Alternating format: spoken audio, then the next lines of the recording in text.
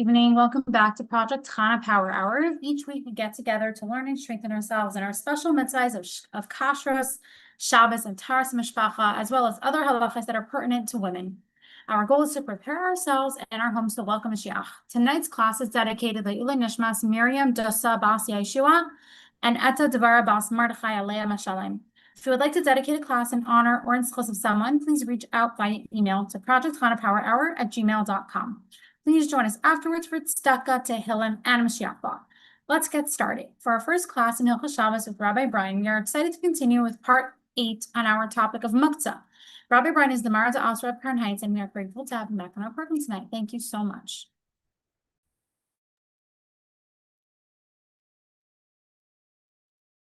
Okay, we'll start first of all with a bracha of Gut Yom Tov. We're sitting right now in the middle of a Yom Tov of Chav Zibell, the day that the Rebbe was saved from Nazi Europe and arrived safely to America and started this spreading Yiddishkeit over here, which includes all the beautiful activities, including the Sheikh Chabad and Project Chana Power Hour, all as a result of Chav Zibell. So it's a credit for today.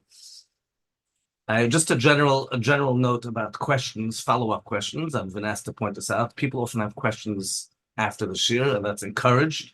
And you could always send in your questions. I forgot the address. We have to send in the questions. Maybe the host knows. Anybody know the address? Or you could just put it on the chat with the email address. We have to send in questions. I will point out, if you could try to just put the questions only related to the subject matter that we're teaching about. So in this case, about Muktzah, and specifically about the topic of Muktzah that we just studied this past week. There's so many aspects of Muktzah. So I'm going to go through a question which we actually touched on in class number 6. It wasn't about last week, it was about 2 weeks ago. That's not so far off. So I will go back and I'm going to read the question the way I got it. And like I said, if you have any other questions on tonight's class, you can follow up. You can just listen to the archives. Yeah, it was sent on the chat over here. Project Chana Power Hour @gmail.com. That's where you can send your questions. So the question I received is as follows: is a mini-operated clock, not a wall clock, Muktzah? We use this clock almost exclusively for knowing the time on Shabbos morning. Obviously, Shabbos morning, you need to know the time, and you can't use your phone. Generally, we keep it out of reach so kids don't press the buttons. So on Shabbos, you want to move it close enough so you should be able to see it. When you wake up in the morning, you want to check the time. Now, and the reason for this question is because we spoke in the class that we spoke in class number 6, that there's a wall clock. A wall clock is actually a form of Muktzah. It's a lower level of Muktzah because it's a kli shemalachta le'isr. It's made for something forbidden. It's made to measure. It's measuring time. It's a keli which its function is something forbidden. Whereas a hand clock, without going into all the different hand clocks which have issues with because they self-recharge and all that kind of stuff, I'm going to leave that out right now. It's not the subject matter of tonight that you'll hear about. You'll go back and listen to class number 6. But a general normal hand clock is considered an ornament, not in terms of carrying. In terms of carrying, it's a gold watch, a fancy watch. But a regular wristband watch is considered an ornament that it's not Muktzah. It's a tachshit. Even though it's made to measure time, it's a tachshit. It's jewelry. It's something that you wear. And since it's something that you wear, it's not called Muktzah. Whereas a wall clock is a form of Muktzah. But what kind of Muktzah? Kli shemalachta le'isr. It's something forbidden. Since its basic functions are something forbidden, you're allowed to move it if you need to do something with it. Or, let's say, you need a place. So this question is not about a wall clock, but it's a mini battery-operated clock. A lot of people have alarm clocks like that. So it's the same thing as a wall clock, which means it's the level of Muktzah that you can only move it if you want to do something useful with it that you're allowed to do on Shabbos. So if you want to move it close to see the time, that's fine. Or if you need a place. But if you want to move it because you're afraid it's going to fall off and break, those kind of things that you can't move it. So that's the answer to that question. Let's move on to tonight's topic. Tonight's topic was a new subject of Muktzah that we just started last week, and I want to continue this week. It was about the theme of bittul kli mehechana. In addition to the isra of Muktzah, you can't even you're not allowed to move Muktzah on Shabbos. You're also not allowed to make something become Muktzah. How could you make something become Muktzah? You're taking a utensil, a vessel, and you're doing something to it that will make it bittul, nullify it, mehechane, from it's being prepared. Muktzah is the opposite of prepared. Muktzah means set aside. It's unprepared for Shabbos. Mukhan is the opposite of Muktzah. It's prepared. It's for Shabbos use. To take a vessel and make it unprepared, to destroy its preparedness, that's the isra of bittul kli mehechane that we spoke about last week. And the example we gave last week was specifically about runoff from your air conditioner. This is the season. the hot season, and sometimes the air conditioner either has a leak or maybe it's born with a leak, and that's the way it operates, and there's always water running out of it. Now, putting a dish underneath that air conditioner, we spoke about this last week briefly, and I want to touch on this a bit more at length. Putting a dish under it is making this dish unusable because what comes off an air conditioner is considered noilad. Noilad means something that was born and created on Shabbos. A noilad gomer, a real new thing absolutely born on Shabbos, is forbidden as a form of muktzah. So milk that was milked on Shabbos, fruit that liquid oozed out of those fruits, which was never there visible before, is considered noilad. And air conditioner water, that water wasn't around before. It turned into water through the condensation of the air conditioner. That water that came out of the air conditioner, which wasn't around before, is considered a noilad gomer, a proper noilad, which is muktzah gomer, real muktzah on Shabbos. The minute muktzah is in a dish, and that's really the next subject now, muktzah class, we'll talk about that more, is something called basis l'davar asur, that if something is supporting a base for something forbidden, it also becomes muktzah. Your Shabbos table could have a problem muktzah because your candles aren't on it. And we're going to talk about that, how to deal with that next week. Your drawer might be muktzah because you have your wallet in your drawer, and so on and so forth. That's the topic of buses, but we'll talk about that next week with Hashem. And now we're talking about the fact that there's muktzah in this dish makes this dish forbidden. So if you're going to put down a dish to receive a pail, to receive the water coming out, you're making this pail unusable. Anything which you're not allowed to move, you're not allowed to put a keli underneath it that the unmovable item should go inside, even if you're planning to shake it out afterwards. Because so long the muktzah is inside, now you can't move the pail. You're mavatal kli me'echane, even temporarily, you're not allowed to be mavatal kli me'echane. The only exception for that is there's a great loss. Sometimes the Alter Rebbe writes loss, sometimes he writes great loss, but the consensus is it's not if there's a substantial loss, Chazal allowed you to do this thing of mavatal kli me'echane. Now what that would mean is there's some kind of leaks that are so significant, a lot of things are gonna get ruined because of that leak. Not just the water, it's just unpleasant because there's going to be water on the floor. It's a hefsed merubah, it's leaking all over. That's a whole different story. So when there's a large loss, a substantial loss, then you're allowed to do this isra of mavatul kli me'echane. So going back to this isra of mavatul kli me'echane, the reason for this isra is, why aren't you now allowed to be mavatul kli me'echane? Why can't you create a thing that's unusable on Shabbos, unmovable? Either because it's a form of demolishing. You had a pail. The pail was a usable pail. The minute you put the pail under the air conditioner, now the pail is unusable. So you demolish the pail. It's no longer usable. Or maybe it's because you actually made this pail unmovable. It's as if you're building. It has to stay in one place. It's a form of building. Another explanation is it's almost as if you're connecting it with cement. It's a form of malacha by fixing it in one place, similar to the idea of building. Some say none of those explanations. The very fact that you're making something muktzah is wrong. Maybe because it actually undermines the covenant of Shabbos. There's things that are not muktzah. Why are you adding more muktzah stuff on Shabbos? Maybe because you might end up moving the muktzah itself. Whatever the reason is, a bunch of different reasons. But the bottom line is we can't do mavatul kli me'echane. What's the solution for this isra of mavatul kli me'echane? So we mentioned last week some solutions that you can put. If you want to put a pail down, you could put in the pail, put some liquid of a different type of liquid, that the water will become nullified in this other type of liquid. In a way of kama bottle, every bit of water becomes nullified because there's more of this other liquid. So you put an orange juice, for argument's sake, in your pail. So now a bit of water falls in, but there's much more orange juice. The orange juice is kosher, it's not muktzah. It's the water that's muktzah because the water was created on Shabbos. That was one. Now, the reason how does that method work? The reason why that's okay. The problem is if you would put in water into the pail, the water, air conditioner water, with regular water won't become bottle.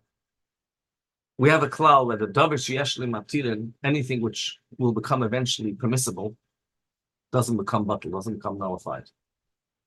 One of the stringencies when we learn halachos of bittul. This air conditioner water is only muktzah today. Tonight it won't be muktzah anymore. So you want it to become bottle by putting in other water, it's not going to work. It'll only work if there's two different types. Min b'shein and mina. When you have a mixture of two different types, then even a davar sheyeshli matirin, even something which currently is forbidden, will eventually become permissible. It does become bottle. So the solution here is that I'm just giving the background why the solution works. I don't know if people want to get confused over here. So you could put a different liquid into this pail, a large amount, that every time water goes in, it becomes nullified. The non-kosher muktzah water, muktzah air conditioner water becomes nullified in the orange juice. Alternatively, you could put in an object which won't get roots on the water, a permissible object, like a spoon or a fork.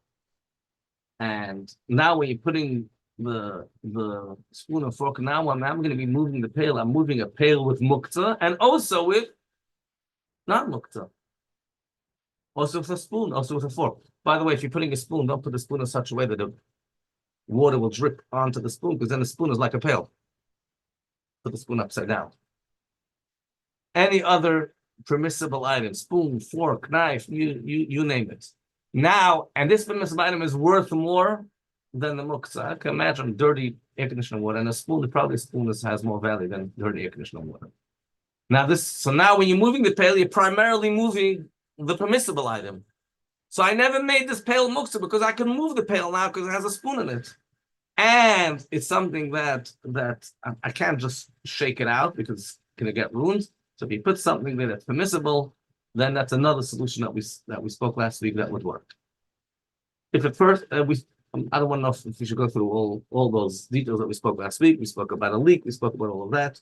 I will say, however, if somebody goes and puts a dish, didn't listen to the instructions, he put down a pail.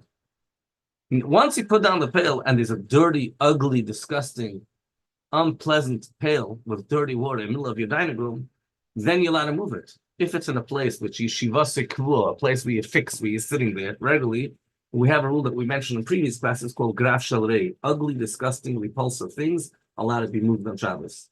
So you're not allowed to go create a situation of graf shel rei. You're not allowed to put down the pail, which will become repulsive, because you're not allowed to rely on this heter l'chatchila. You can't set up a system of graf shel rei. But once you have a graf shel rei repulsive item, peels, well, the same thing applies to peels. We spoke about this in a few classes ago. I don't remember what was in which class. Somewhere in the past 7 classes, we spoke about peels. So you're supposed to peel your eggs directly into the garbage.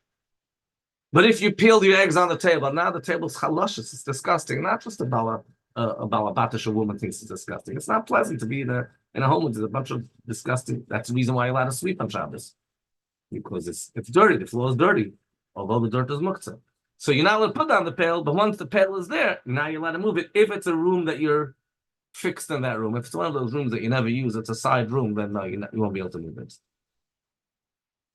Okay, following this idea of graf shel rei, I'm talking about the egg peels. Going back to the egg peels, if the person doesn't peel eggs on top of a plate, one solution would be, the minute you're peeling eggs on a plate, say you don't want to move the plate, but there's a problem. You're mevatel kli meichanin. Not the very fact that you put egg peels on a plate makes this plate unmovable. You created a muktzah situation. So the solution for that is put something permissible in the plate. Some people suggest put a piece of bread on the plate, even food. It's the same as putting in a spoon or fork or something in the pail. You'll put a permissible item in the plate, and now when you peel, you can peel onto the plate. This is, by the way, relevant, and I hope nobody in this present company has this issue, but people smoke on Yom Tov. For Yom Tov, they might be rude to permit smoking. You really shouldn't be smoking the whole year, including during the week, but that's not the subject matter right now. So they want to put the ashes of the cigarette, and they want to put it down into a dish. So some people have a special ash dish, but sometimes they just find a plate, find something, just put it down on it, because to wait till we get that special ash dish, you're going to shake down the ashes from the cigarette. Ashes of muktzah. You put this ash dish, the ashes into a plate. The plate, it's also disgusting. Besides for that, because it's a plate that people are eating with. Why would you be doing that? But any keli that you put in the ashes into, now you made this keli unmovable. That's mevatel kli meichanin, not allowed to do that.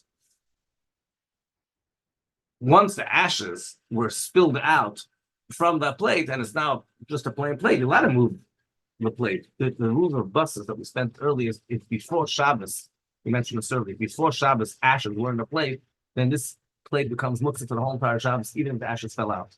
If candles were on a table, the table becomes muktzah for the whole Shabbos, even when the candles go out, and even if someone would have gone and removed the candles. But here we're not talking about buses. We're talking about the fact that while the ashes are in the plate, once the ashes are out, it wasn't there when Shabbos came in, I'm not worried. But while the ashes are in it, you're not letting it. There's a problem because it's unmovable. So the solution is, before you want to put the ashes in the cigarette, put in a dover heter. If it's a ashtray, it's a very different story. Ashtray is made for ashes. Since it's made, prepared for that, that's not a problem. We'll give you a few other examples. Anything which was made for the Muktzah item, then it's not called Mavatal Kli Me'echane. Or if there's ashes there in this plate, even if it's not prepared for that, before Shabbos, before Yom Tov, you're allowed to add new ashes. Once the ashes are outside, you want to move it, it's repulsive, you're allowed to go move it because it's repulsive. Last week, I finished with a question, and I said, I'm not sure if anybody's going to know the answer to this question, an interesting question. I said, what about Negavasser? What's the heter of washing Negavasser? Negavasser has no use. You can't drink it. You're not meant to give it to drink to your animals. It's totally tummy as a ruach has a bad spirit. So you're taking Negavasser, you're pouring it into a pail. Now you're making this pail unusable. You're making a keli become not usable for Shabbos. Isn't that the same problem of Mavatal Kli Me'echane? That's a question that quite a few people have labeled with that question. And one of the answers some people want to say, which is a very difficult answer, it's not called not roy. Not roy means ugly, icky, air conditioner water because it's a brand new thing that wasn't around before. Negavasser water is perfectly fine water. There's some spiritual hocus pocus stuff, but the water on their own is really not muktzah. That's very hard to understand that answer, because who cares if it's something usher with the water or a bad spirit? If it is a bad spirit on this water, then this water is not suitable. If it's not suitable, it's not usable for Shabbos. If it's not usable for Shabbos, then you made the pail. One of the answers to that is the pails are usually made for Negavasser. And we just mentioned a minute ago, like an ashtray, it's made specially for that, then we don't have the issur of Mavatal Kli Me'echane. Mavatal Kli is a keli which is not made for muktzah, and you put down a regular pail. But this is a pail which is made for Negavasser water. And once something is made for that, and even if the pail is made for other things also, primarily this pail is usually people have the Negavasser shishloch primarily for Negavasser. That wouldn't be Mavatal Kli Me'echane. But it's not enough just to designate a pail for that. It's only if you already started using it for Negavasser. Now, why? So that's the head today. You let it pour the water into the pail. How can I now carry the pail out of the room? It's muktzah. It's not usable. The issur of the first issur was Mavatal Kli Me'echane. I made the pail have muktzah in it. So we said, no, the pail is made for that. But what's the heter to take the pail out of the room? The answer to that is, no, that's repulsive. That's iffy. Have Negavasser in your room, maybe regular bedroom, that's good after. Some people came up with other ideas of maybe the water of Negavasser is not so muktzah, has a use. You could clean out the bathroom with Negavasser water, clean out the toilet seat. So it has some type of use on Shabbos. And just those big machmirim, which is the extremists, they actually say, no, you can't take out the Negavasser. The first thing is put the kvert into the Negavasser shissel first, and then you're allowed to go carry it out. I don't think that's common practice. Common practice is following the philosophy that there's no problem with pouring Negavasser into a pail because the pail is made for that. Part of this idea of something is made for that is garbage. What's the heter to put garbage into a garbage bag? The garbage bag is made for that. Because the garbage can is made for that. Once something is made for that, you're not making the Mavatal Kli Me'echane, you're not making the garbage can unusable. Now, the problem with that works well for a garbage can. A garbage bag can have multiple usages. It's not made necessarily for garbage. So the reason, and for that matter, this question could come up when people have special bags, small, disposable bags, where they put the Pampers, the dirty diapers and Pampers of kids. They put them into disposable bag. Why is that not Mavatal Kli Me'echane? You took a disposable bag which has multiple usages, and now you made it only for a Pamper. So now you made the bag unusable. So indeed, you really should take a bag and set aside these bags. These bags are for Pampers before Shabbos. Otherwise, you can't put the Pampers into the bag. Normally, it's not enough to be miyachid just to designate it for muktzah. You need to have used it in the past for muktzah. But that's things that are usable multiple times. A bag is used only once. Since it's used only once, the very fact that you designated it before Shabbos, that would be good enough. And that's also the answer. What's the heter to eat in disposable plates? When you eat in disposable plates, all the disgusting leftover food makes the disposable plate unusable. Same answer. That's what disposable plate is made for. It's made for food. If it's made for food, we don't have the problem. So the principle that we're saying over here, I'm just going to summarize. If something is made for the Muktzah item, then it's fine. But usually it's not enough just to designate. You have to use it in advance for that. With disposable items, you don't have to use it in advance. The very fact that you designate before Shabbos, these bags are for my diapers. But if you're taking a bag, which is a multi, you have a place where you keep all your bags, multi-usage bags, and you didn't designate these bags for diapers, actually could indeed be a problem that you're putting a diaper into a bag, and now this bag has no other usage. It has a Muktzah. You made this bag unusable. That could actually could indeed be a problem, and you shouldn't be doing that. You should have your bags ready for diapers before Shabbos. At time for the next nugget share. Thank you so much, Rabbi Braun. Okay, for our next class, we are excited to continue our series on the halachos of Peru, part number 3 with Rabbi Tuvia Kasimov. Rabbi Kasimov is a rabbi in Crown Heights and dedicates his time to answering questions in the area of Taharas Hamishpacha. We are very grateful that he's able to be part of our program tonight.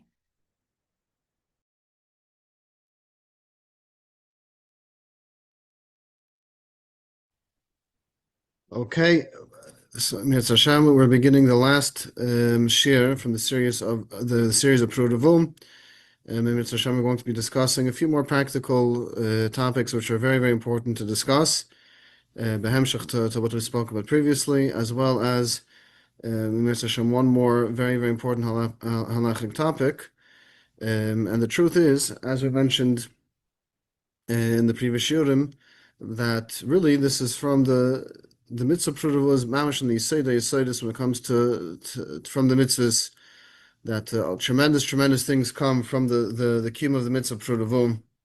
And at what length and at kedekach we also went through different opinions of how far one has to push themselves in order to be mekayim the mitzvah of Peru.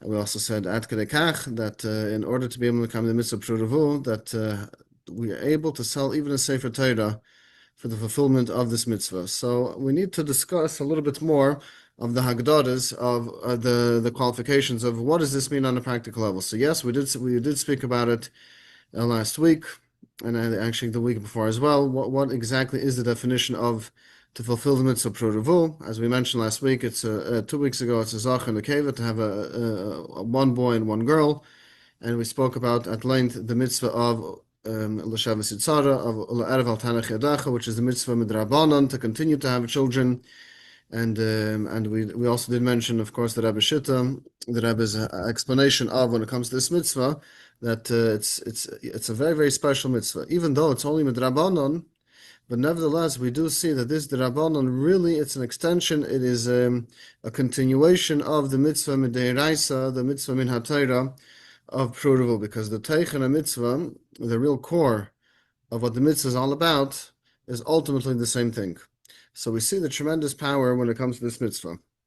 So one of the opinions that we mentioned last week was in the fulfillment of Erev Al Tanach Yadecha is that it's the obligation is exactly the same as Peru. Meaning to say, what do I mean by that? Last week and the week before, we quoted the famous Rambam. The Rambam writes that there's an obligation, chayv adam liva b'chol eina v'eina, there's an obligation to be mishtadel at every single possibility in order to be able to have children, to be mekayim the mitzvah Peru. So we mentioned, according to one shita, that this is, when it comes to mitzvah of Erev Al Tanach Yadecha or L'Shavas Yitzara, it's the same mitzvah. It's the rabbanon, so to speak, of Peru. So we said that there's the exact same obligation, that there's a chiyuv to be nishtadel exactly in the same way. So we mentioned in certain scenarios where this is not necessarily the case. So just to continue behemshach to what we spoke about last week, just to mention a few very, very important points. So the question is as follows. The Torah obligated midiraisa to have a zach and a keva.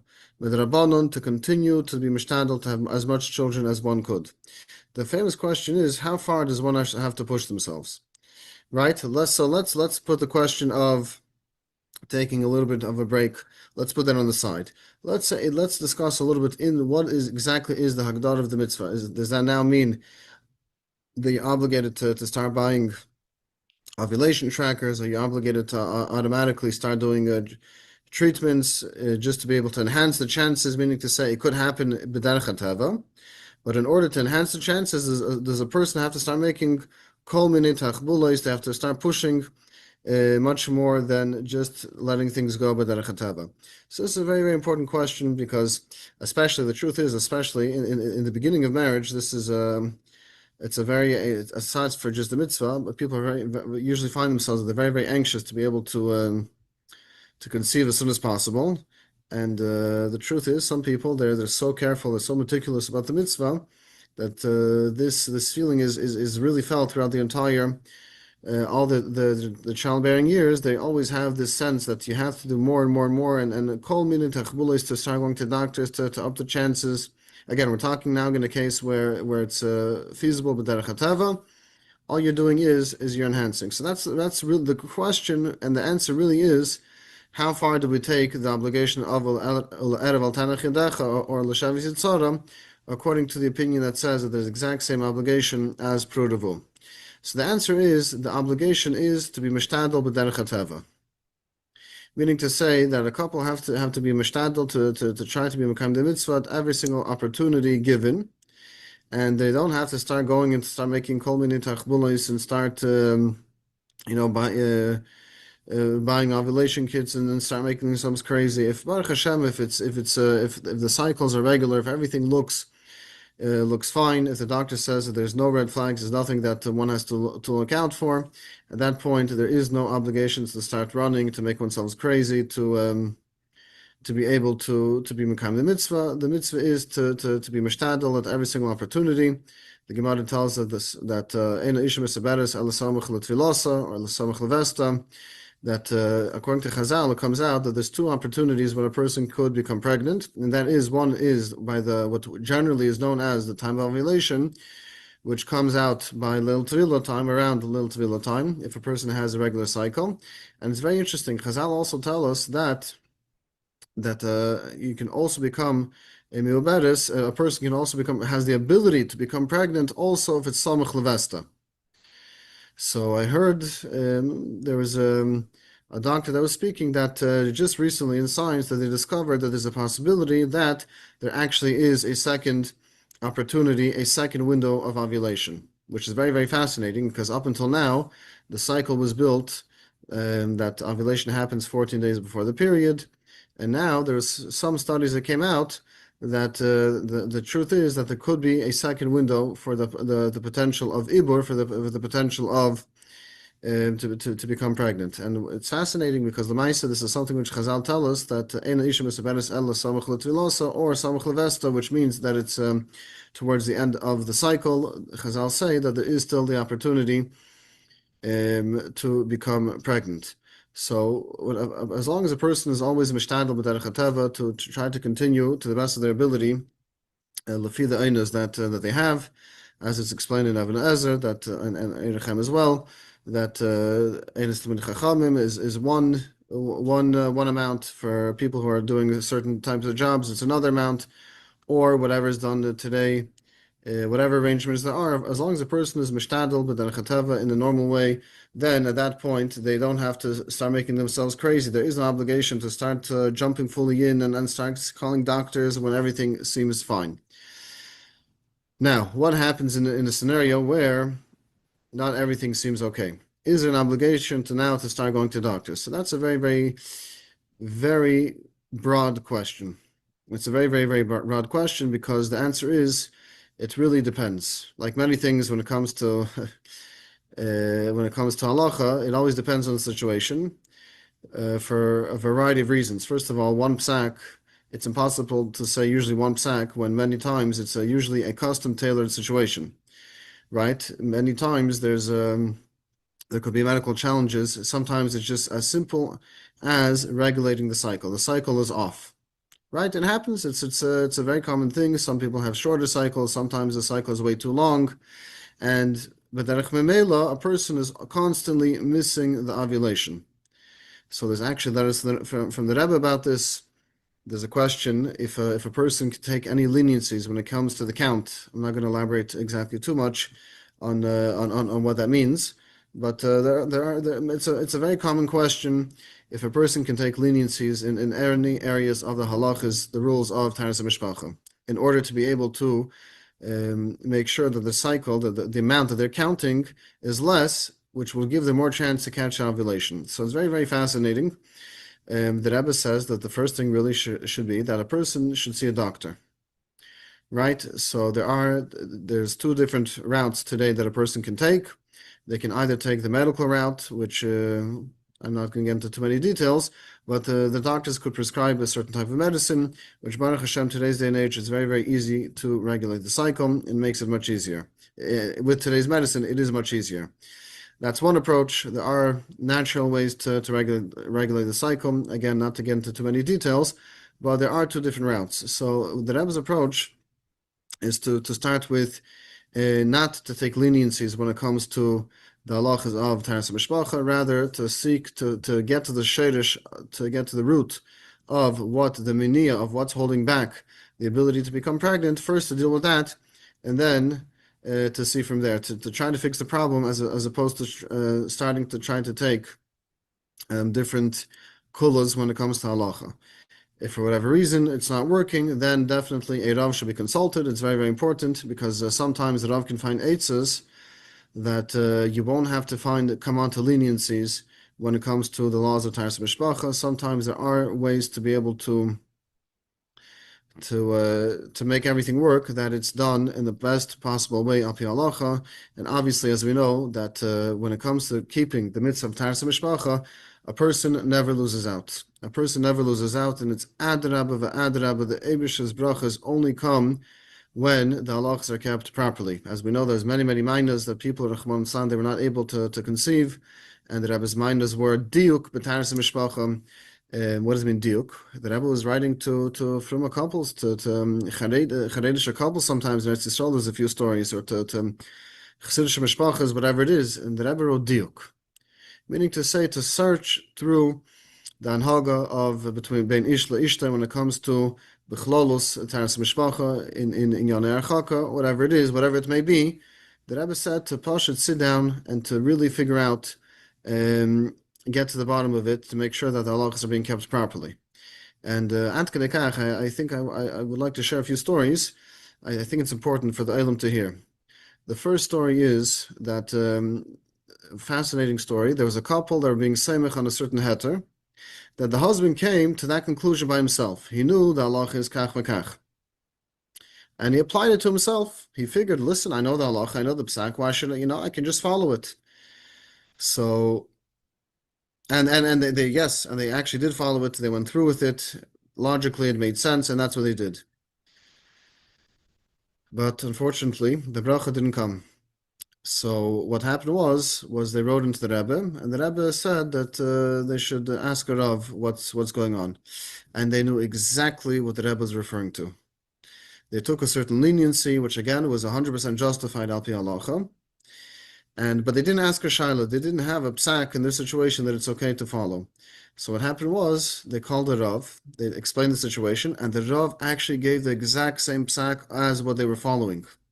There was nothing different, but he gave them, the difference was that there was a psak from a Rav Meirei Rav B'Pel, a practicing Rav, gave them the psak, and then once they were doing their conduct according to the psak of a Rav, then Baruch Hashem, the bracha came. So this is a very, very fascinating nekuda, that how far we have to go to make sure that when it comes to keeping the halachos, that everything is done kedasu kedin, everything is kept al pi halacha, even if we may know that it's okay, but it's very, very important to always ask a shailos, to always speak over the shailos with the Rav, to make sure that everything is being done correctly.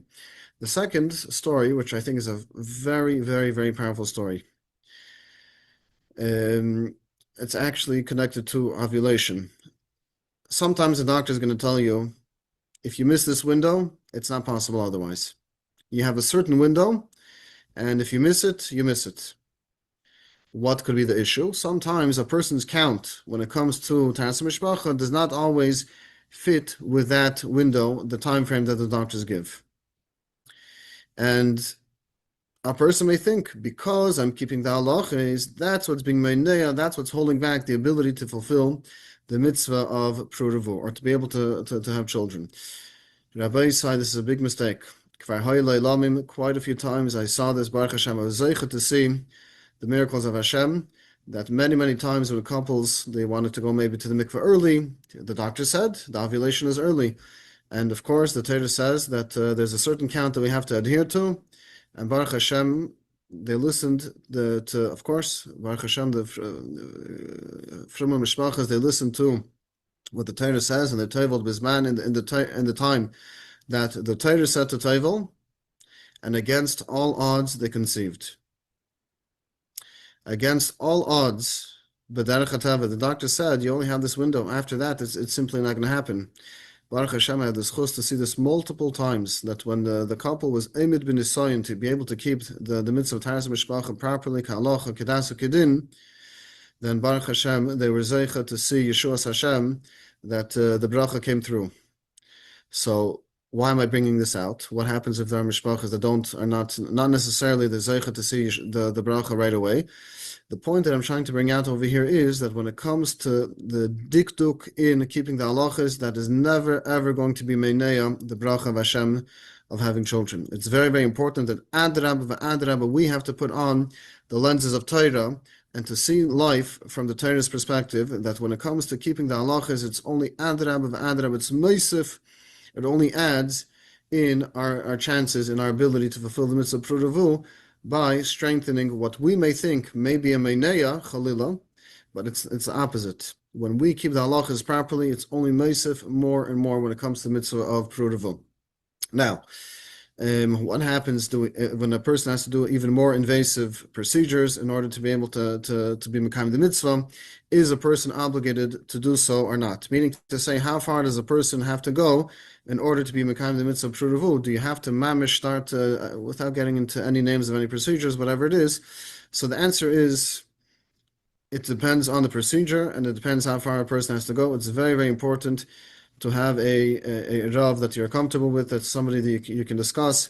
Many times, many people they call with shailos, but they don't introduce themselves, and the Rav does not necessarily know who he's talking to. And it could be that you're calling from month to month, but it's very important to take into consideration that if a person never introduced themselves, it's very possible the Rav may not know who they are. So it's very important, extremely important, and it's so beneficial for every single couple to actually introduce themselves to the Rav.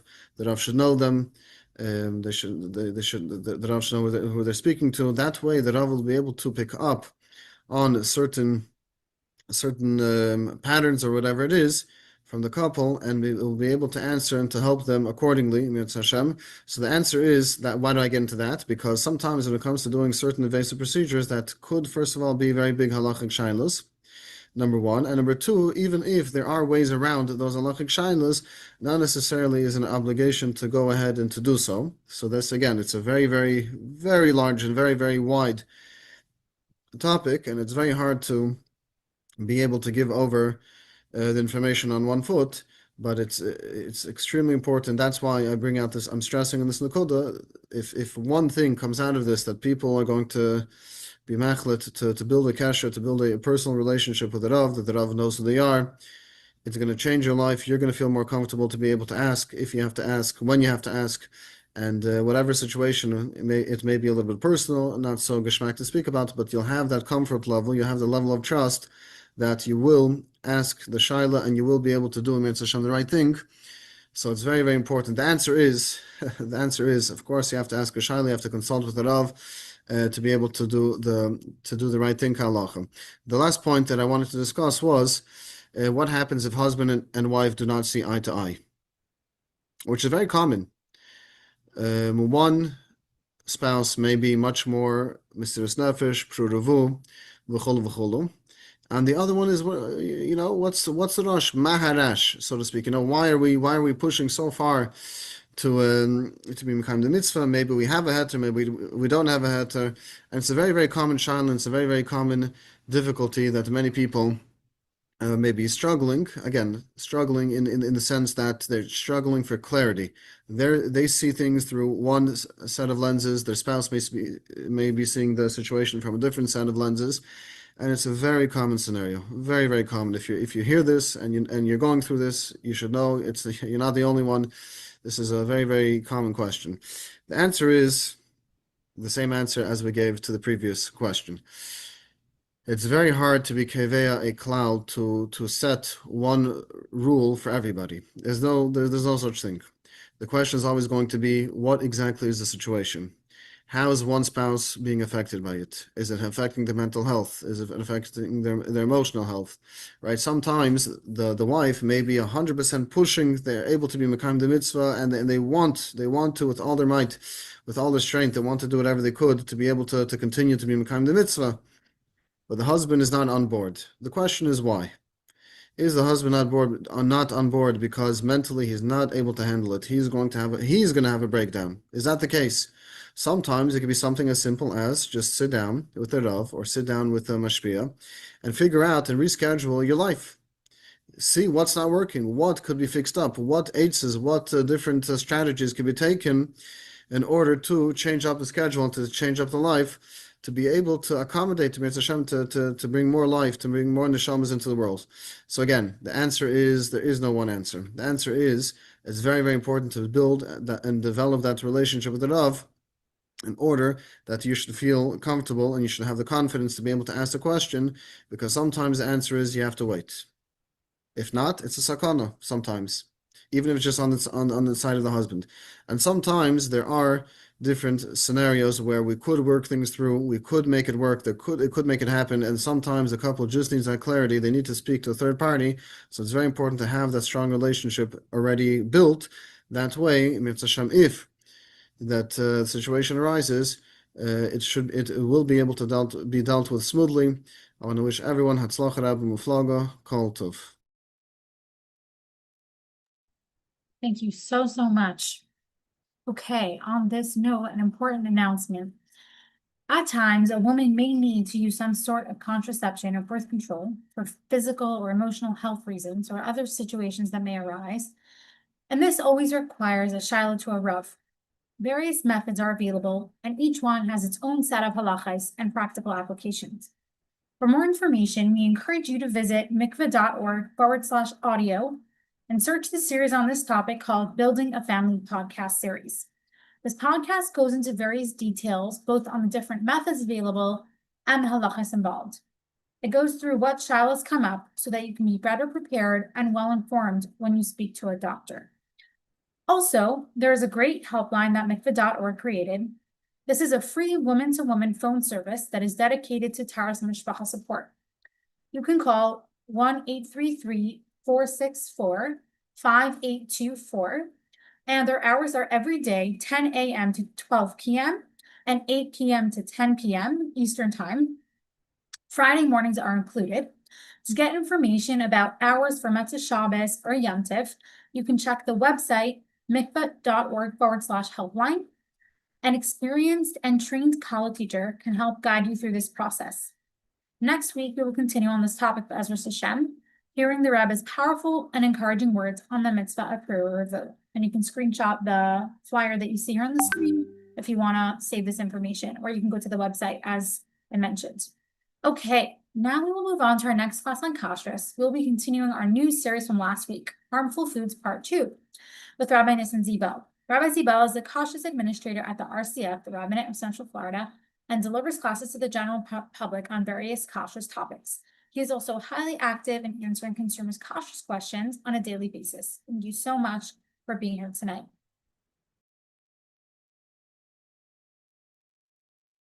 It's a pleasure. Thank you very much for having me, and good evening. We're going to be continuing Harmful Foods Part 2. Just a quick intro to recap quickly what we discussed last week. Last week we started discussing harmful foods. We started with the topic of the fully peeled onions, garlic, and eggs that were fully peeled, and by the garlic and onions, the root as well was removed. There's an issue if they were left overnight. There's a danger. And we discussed all the different aspects of that and practical ramifications as well. We're going to continue a bit on that because we left off in the middle of discussing something, and we'll hopefully as well start a new area within the harmful foods, which is this danger of consuming fish and meat together. We'll discuss the background as well as practical applications to at home or to consumer shopping. So we'll go right into it. Last week we left off, we were discussing mayonnaise. So we brought up that mayonnaise obviously contains eggs, cracked eggs, and these eggs many times were left overnight. Now, sometimes people say, oh, but what do you mean? There's vinegar mixed in, there's salt, it's a different food.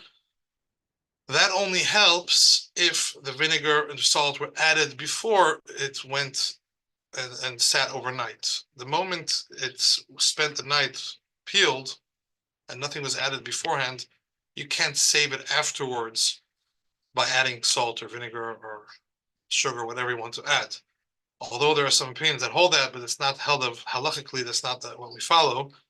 And therefore, one needs to know that the mayonnaise was made with eggs that didn't sit overnight, that weren't peeled overnight. And there's no way to know that. And to assume that a massive factory is cracking the eggs the same day that they're making the mayonnaise is not realistic, and practically on the grounds, that is not reality. They will have the cracked eggs coming in sometimes from a whole different facility that cracks eggs, and it's spent more than just a night, overnight out of its shell. So how do we go about? If one has first of all, obviously all these matters, one should speak to their Rav for practically how they should themselves go about in these matters. We're just presenting what exists out there and what the options are and what the different opinions are, but one should obviously follow their Rav. So the high Mishnah Hashgachas take the approach, obviously if they're giving the Hashgacha to a high standard, they can't have that. So they have Mashgiach present when the eggs are being cracked, and they add a certain percentage of sugar. Usually it's sugar because salt may make the eggs texture change a bit and may not work perfectly with the eggs. They'll add a certain amount of sugar to the eggs, enough to give it a slight sweet taste. And those are the eggs they're going to use whenever the mayonnaise will be made. And the mayonnaise production for the Hamish Hashgacha can only use those eggs. However, the more common brands like Hellmann's or Kraft or any of the brands out there that are not under Hamish Hashgacha, that just have a regular national Hashgacha. So what are they relying on? First of all, off the bat, they're relying on the heter of Rav Moshe Feinstein that we mentioned last week, that things that are commercially processed were not included in the original takana that the Chacham mentioned, and therefore we don't. When it comes to the matters of sakana, we don't add new things that were not included originally, and since commercial production didn't exist back then, it's not included. So that's first of all off the bat the basic reason why already they could be lenient, and they don't need another reason to be lenient, and that's that. Practically speaking, is there room for someone who wants to be taking a higher approach, a higher standard, to still be eating these more commercial companies if it's too hard to find the Hamish brands, or if it's not affordable, or if it's not the quality that somebody's looking for? So obviously one should speak to their own Rav, but there are various reasons to possibly be lenient. First of all, the whole matter is a doubt. We don't know for sure, 100% of these eggs for sure sat out overnight. There's obviously also Moshe's heter, which many Rabbanim, even within Lubavitch, hold that the heter also could work according to the Alter Rebbe. And one should obviously, again, their personal Rebbe would have to decide that. There's also opinions out there that hold that if the food was owned by a guy, the whole concept doesn't apply, because by Goyim, the whole concept of Tumah is very different than applies by Jews, and maybe actually totally different if it was owned by a non-Jew, and the Tumah may not apply. There is some opinions that hold that. Again, those opinions are not something we rely on, but maybe in combination of everything, B'tziruf, everything together, there's a doubt, and there's also Moshe's heter, and the fact that it's owned by a non-Jew, all that may be reasons to be lenient. In addition, this is something that the Rebbe writes by another matter of sakana, which we'll discuss in a different class regarding water that sat overnight in metal utensils, which according to the Alter Rebbe, you're not supposed to drink that. The Rebbe writes regarding that that Kivan, the Dashu Barabim, since many people have not been careful with it, and we have a verse that says, Shemer P'sayim Hashem watches over fools, people that act foolish and don't follow these halachos, these halachos when it comes to dangerous matters, not things that are forbidden according to halacha, because it's the Torah tells us forbidden. This is forbidden because of a danger. When it comes to such matters, if majority of people stop being careful with it, that it stops being something that we have to be careful with. That's a unique thing that comes to danger. These spiritually dangerous things, if majority of people are stopped being careful, even if they didn't have a valid reason for it, they were just being foolish. If majority of people stop being careful with it, that already is maybe a reason, is a reason to not be careful with it anymore.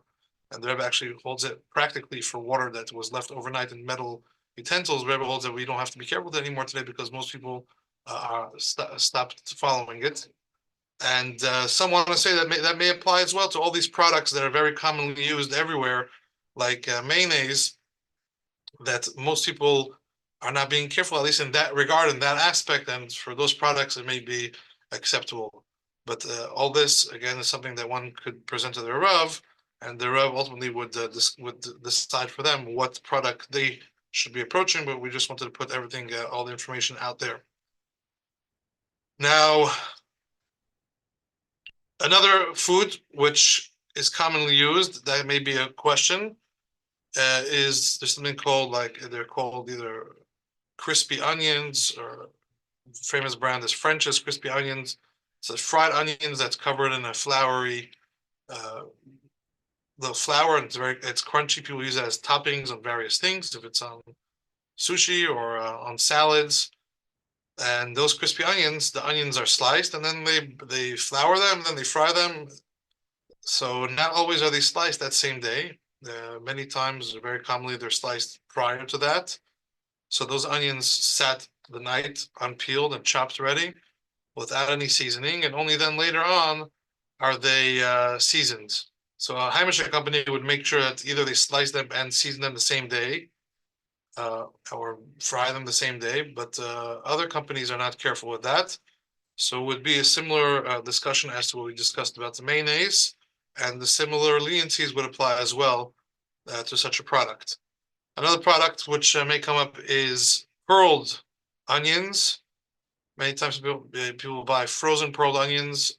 The pearled onions ultimately, many hold is similar enough to an onion, just in a small version. So they would require to basically not be fully peeled or still have the root in order to be able to consume them if the night passed. Many times, actually, when you do buy them, they still have a little piece of the root left, and that was not cut off. So that would be fine. One will just need to look out for that. In addition, another product to look out for is liquid eggs. Liquid eggs are cracked eggs, which obviously have no more shell, and are then basically pasteurized and bottled, and people use to make omelets or other things. These usually do not have salt and don't have anything that changed their taste. So they would have the same issue of eggs that sat overnight without their shell. And again, the national brands are relying on the heter of Moshe, and other Hamishpacha companies would usually make sure something is added, some sugar, usually, or some salt to the liquid egg. So that's something else to be aware of and to look out for. Some questions sometimes that come up when it comes to these foods is, let's say you had one onion and you cut it in half. One half you fully peeled and cut off the root, and the other half you left the peel on. Does that, since we're dealing with these spiritual things, sometimes you may think that spiritually may be a solution as well. Maybe since the other half still has the peel on, will that save the half that you already fully peeled and cut off the root? And the answer to that is no. Once whatever parts you cut off and is fully peeled and doesn't have root anymore, that already is exposed to the Ruach Ra, and even though the other half of it may still have the roots or peel, if they're not connected anymore, that will not save it. If one mixed eggs with garlic and with onions all together and made a food of that mixture, will they all save each other? And you didn't add any salt or any seasoning, you just mixed those together, or just even someone mixed eggs and onions and didn't season it. Some say that will change. It's already called like an egg salad. It has a new name, and that would be fine. But others disagree and say no, as long as it wasn't seasoned, it would be an issue, and one should not do that. And if one wants to do that, they should add salt or season it in order to save it from having the issue of a ruach ra. There's also the same discussion by salad. If someone made an Israeli salad, chopped up all of these tomatoes, cucumbers, and added also chopped up onions, they prepared the night before, and they did not season it. Some say that the fact that it's mixed together and the juices of the tomato and the cucumber flavor the onions, even though it doesn't have salt, it changes already. It's already some sort of a salad, and that would be enough. And generally, that for such a salad, it probably would be enough because of the juices that will change the flavor. However, if someone prepared let's say a lettuce salad and just left slices of onions on top, or even if they mixed it in such a case, the onions wouldn't change much and wouldn't get any flavor. So that would be not be considered saving the onions from Linus Lila from spending the night without their peel, and that would be an issue. Similar practical application would be if someone's making a platter, if it's for a party or a breakfast, and they're making tomatoes, slices of tomatoes and slices of onions, and they just have them each in their own spot on the platter. And in such a case, they would have to salt the onions or put something on them, some oil, something. Otherwise, if the night was spent with them the way they are, they would not be able to be used. There's a common question when it comes to powders: garlic powder, onion powder, and even egg powder, not as commonly used by regular individuals, but that exists out there. And the question is if it's different. So same concept that we mentioned was that not always is the company peeling the onions and the garlic that same day, and therefore they could be using onions or garlic that were previously spent the night, but not always is that clear how the process is done. And there are those that hold that as soon as the food went through such a transformation that it's dehydrated, it's dried out and turned into a powder, that the whole idea of sakana does not apply anymore, even though it may have already passed the night. There's various opinions that want to be lenient. There are others that take a stricter approach. Practically speaking, even most Heimische companies, at least that I've spoken to, hashgachas I've spoken to, told me that they are lenient when it comes to garlic powder and onion powder, and they do not have a specific process to accept it, even though there was nothing done about the overnight aspect. Others will one mention that they'll try to have the company do it the same day, but they can't guarantee it. So there is, for some reason, more leniency out there when it comes to the garlic powder and onion powder, and but one should always check with the Rav what approach they personally should take in regards to that. Now, we mentioned briefly last week that there's discussion what it means overnight, and we didn't really get too much, but we'll briefly mention the opinions. One opinion holds it has to be actually all the way, spend a full night from nightfall all the way till Alois, till dawn. And only if it did a full night is that an issue. Others hold, no, as long as it did majority of the night, that's already considered passing the night. Others say, even if it was very little time, as long as it went from night to day and it passed Alois, it passed dawn, then it would be an issue. In such a case, somebody waking up very early, or when the time may be different and the day starts later, and they're preparing breakfast and they're cracking eggs, and suddenly let's say Alois is at 6:59 and they're making breakfast, preparing things at 6:50, and before they know it, the clock strikes 6:59. Technically, all the eggs they cracked, if they didn't yet season them or do anything to them, would suddenly become forbidden. So there is such an opinion, and some opinions are chesed to it, are careful to follow that opinion. So one should just be aware that there is such an approach, and that would be a practical application where that could apply. Is there anything that can be done if food was left overnight? If it's a lot of food, is there any way to save it? Some svarim bring that one could wash negavasser on the food, as if they're washing negavasser over the food. However, most opinions hold that it does not work, and therefore practically that's not an option. But as we discussed, always speak to the Rav. There may be one detail, one factor that you're missing that may actually be able to help you out in such a case. In regards to kalim, if one by mistake left overnight an onion or garlic, and then by mistake went and cooked this in a pot or the like, does that pot now have absorbed forbidden taste? Do we have to kasher that pot? Is there anything that has to be done?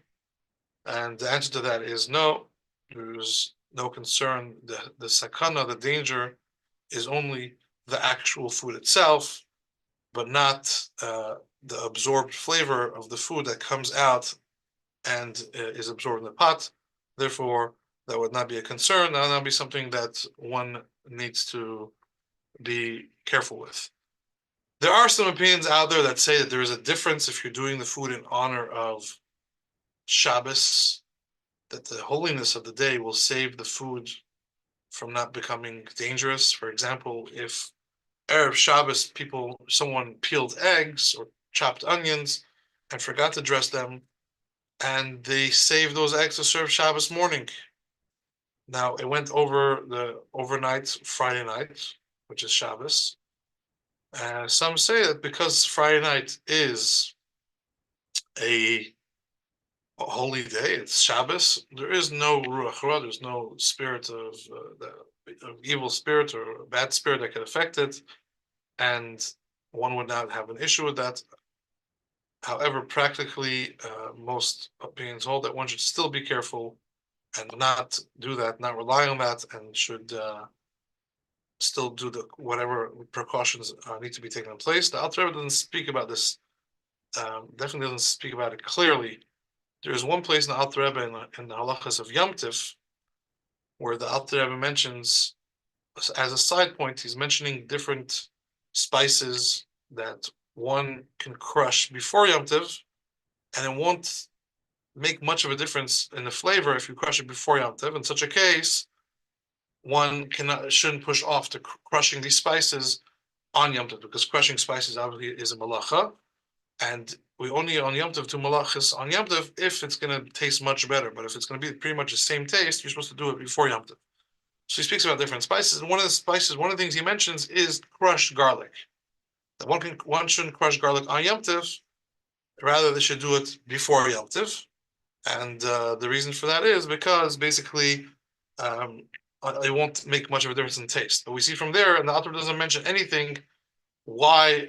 Obviously, it's going to pass the night because you're doing it Erev Yom Tov. You can be using it the next day.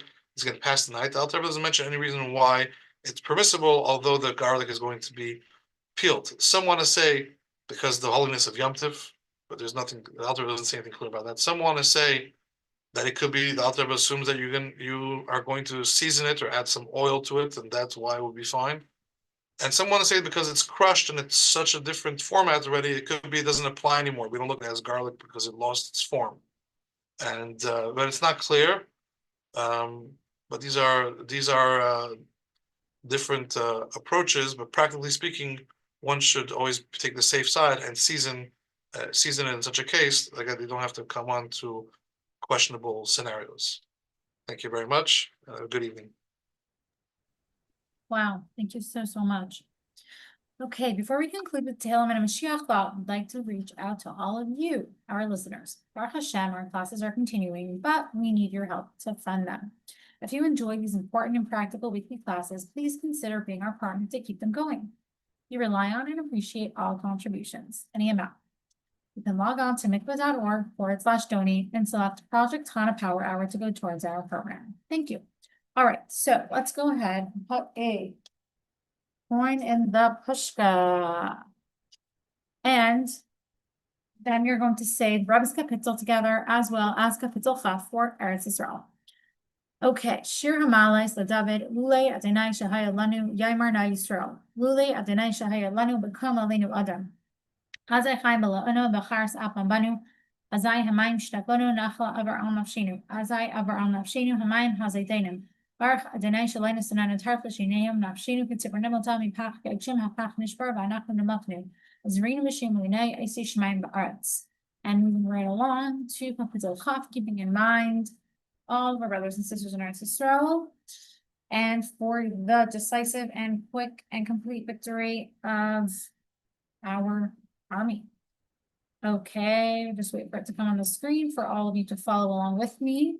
Lamnatzach Mizmor David, Yamcha Denebi, I'm sorry, Sagab Hashem Elohei Yaakov, Yishlach Hazracham Kaidash, Mitzian Yisadeka, Yisker Kalman Chaisacha, Vailas Gaidash Misela, Itin Lachacha, Babacha, Vacholat Sasva Yamal, Yeranana Bishua Sacha, B'Shem Elohenu Nedzgal, Yamali, Adonai Pomashal Sacha, Ati Adaiti Ki Shia, Adonai B'Shecha Yaneo, Mishmekatre, Big Burasi, Shayiminan, Ila Varacha, the Ila Basusim, Vanachnu, B'Shem Adonai Elohenu Nasker, Ema Kar, Vanapalo, Vanachnu Kamnu, Vanis Aidad, Adonai Hashia Malach, Yaninu, Yam Karinu.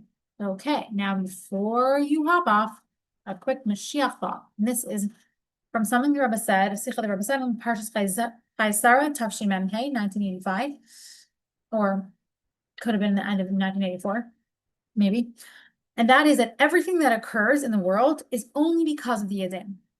This is most important to us now, especially in the time of the footsteps of Mashiach.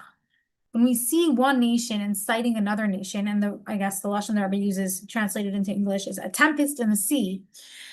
It's not, we might think, oh, it's because this nation is angry at that country or whatever it is.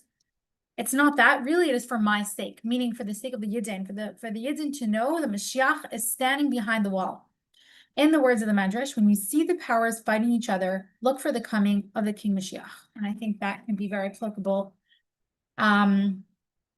nowadays, even though, we're also, of course, fighting the war directly with them, but anything in general that's happening in the world, we should know it's for the sake of the Yidden. Okay, so quick few reminders before we end off. If you appreciate the weekly classes, share them with your friends and family. All playbacks are available on mikvah.org/power hour and also on all podcast platforms, as well as 24/6. You can search us up by searching Project Chana Power Hour. If you have questions on the classes or would like to dedicate a week of learning in honor of someone or le'ilui nishma someone, please reach out to us via email, projectchanapowerhour@gmail.com. And lastly, we look forward to seeing you again next week in Maryland, Piras, in our homes, and bring every Yid home to Eretz Yisrael with Mashiach now. And thank you for joining. Have a good night.